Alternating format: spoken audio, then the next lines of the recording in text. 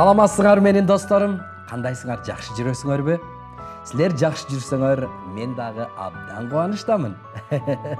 Кананда, кубануу менен силерге кызыктуу жомоктордон айтып берейин. Бүгүн силерге Асан деген жомокту айтып берем.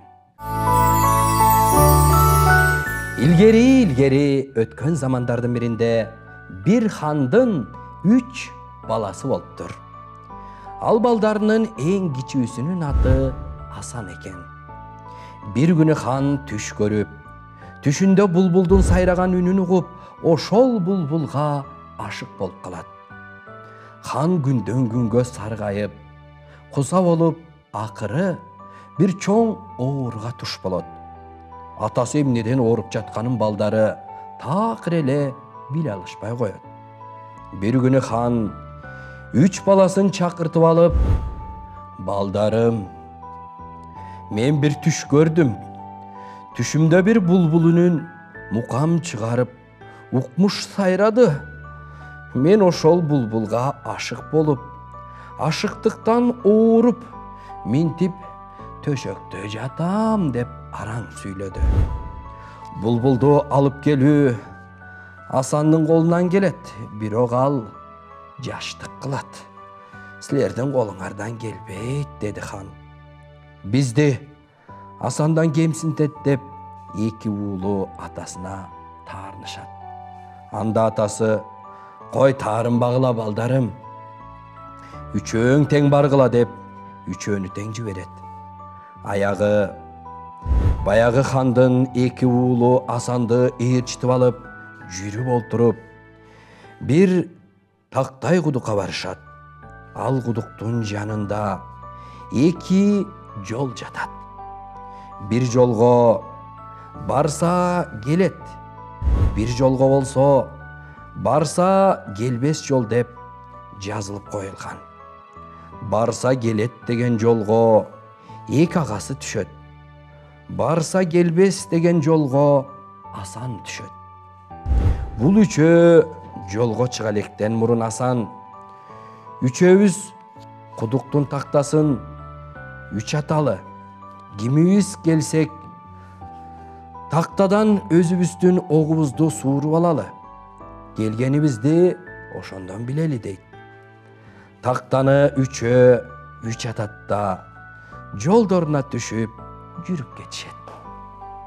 Асан жүрүп отуруп, бир күмбөзгө жолугат. Кирип барса, түрдүү тамактар бышып турат. 2 жагын караса, эч ким жок. Курсак ачкан баягы Асан тамакты иче баштайт. Күмбөздүн төбөсүндө аңдып жаткан мастан кемпир бейжап тамакты ичип жаткан ким деп кыйкырып түшүп келет да, Асанды кийик кылып коет. Ал кийик мени бирөөлөр атып жеп коет экен деп мастан кемпирге жалына берет. Мастан кемпир кийиктен жадап, анын тилин дубалап, байлап коет. Кийик мастан кемпирден түңүлүп, андан ары кетет. Жүрүп отуруп дагы бир күмбөзгө жолугат. Кирип барса, баягыдай түрдүү тамак аштар бышып турат. Бирок Асан коркуп, такыр жебей коет. Бир маалда күмбөздүн төбөсүнөн бир кыз бул жерде бей жооп жүргөн ким деп түшүп келет. Кийик бүрүшүп, корголоп калат. Кыз кийиктин адамзат экенин билет да, мастан кемпир кылгылыкты кылган экен деп кийикти дубалайт. Кийик адам болуп чыга келет. Кыз, сен кайдан жүргөн баласың деп сурайт. Асан тили жок, дудукча колу менен жаңсайт. Кыз Асандын тилин да байлап койгон экен деп тилге келтирет. Асанга тил кирет. Ал кызга жол жүрүп баратып, мастан кемпирдин үйүнө туш келгенин, ач болгондуктан тамактарын жеп койгонун, мастан кемпир тамагын кызганып, кийик кылганын жана башкаларын баарын түшүндүрүп айтып берет. Кыз Асандын эрдигине ыраазы болуп, түрдүү тамак аштарды коюп сыйлайт. Ошентип экөө турмуш куруп калышат. Күндөрдүн биринде Асан атам хан эле бир мукам сайраган булбулдун үнүнө ашык болуп калып, ошол булбулду таап келгин деп жиберди эле. Мен ошол булбулду издеп жүрөмүн деп кызга чын сырын айтат. Ошондо кыз: ал булбул жин перинин падышасынын кызынын колунда турат. Тоонун башында бир кара куш бар. Ал жыл сайын тууйт, бирок жыл сайын балдарын ажыдаар жеп коет. Ошонун балдарын ажыдаардан аман куткарсаң, сени булбулга ошол кара куш жеткирет. Анын балапандары темир канат болуп, учаар убагында уянын түбүнө чуңкур казып, ошол чуңкурда жааңды алып аңдып жаткын. Ажыдаар келгенде атып өлтүрүп салгын дейт.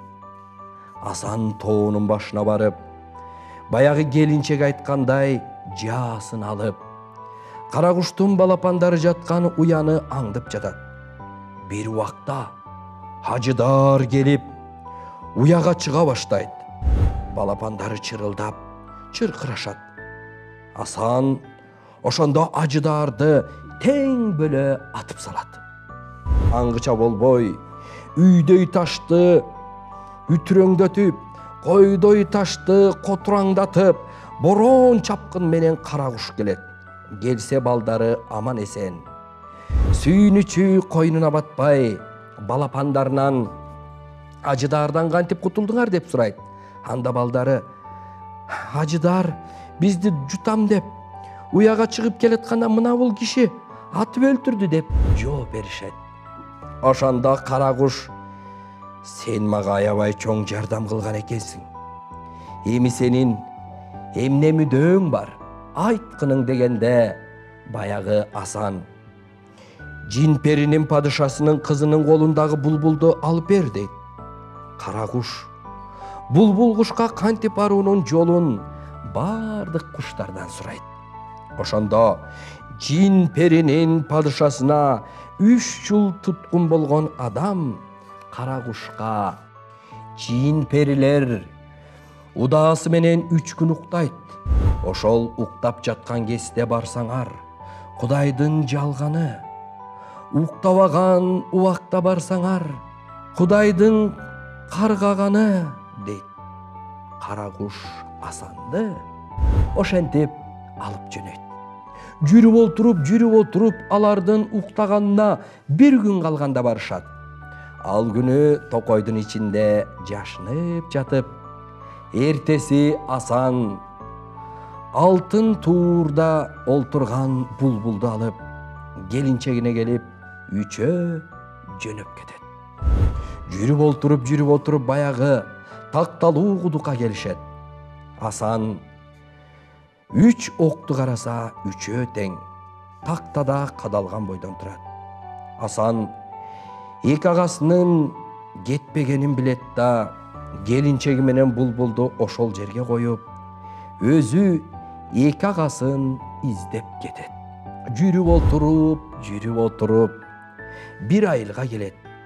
Келсе, бир агасы Чокой деген байга, бир агасы Кепич деген байга малай болуп жүргөн жеринен табат.